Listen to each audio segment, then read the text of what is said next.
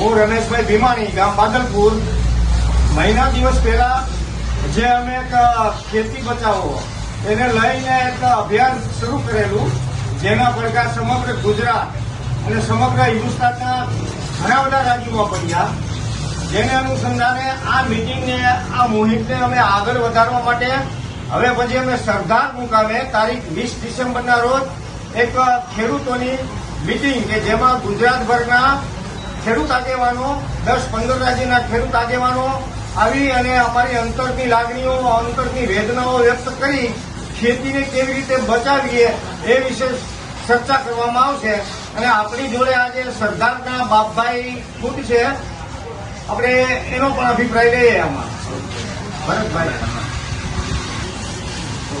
બાદલપુરથી આયોજન કરેલું ખેડૂત ખેતી બચાવવા માટે. ખેતી હવે ગુજરાતમાં ખેતી ભાવ નાબૂદ થઈ ગયેલી છે. ભાવ તાંતર મળતા નથી અને વચેટિયા બધા ભાવ લઈ જાય છે, ખેડૂતને ભાવ મળતા નથી.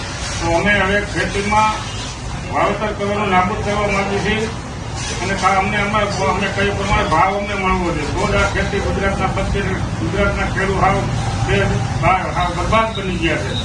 આવું અમારું આયોજન સરદાર મુકામે સ્વામિનારાયણ મંદિરે રાખેલ છે. તારીખ 20 તમામ ખેડૂતને અમે ભેગા કરી અને સરકારને પણ આપણે ખેતી માટે આયોજન આપશું અને ખેડૂત બધા ભેગા કરશું. ખેડૂતની જે વેદના છે એ પણ પૂરી કરવા માટે.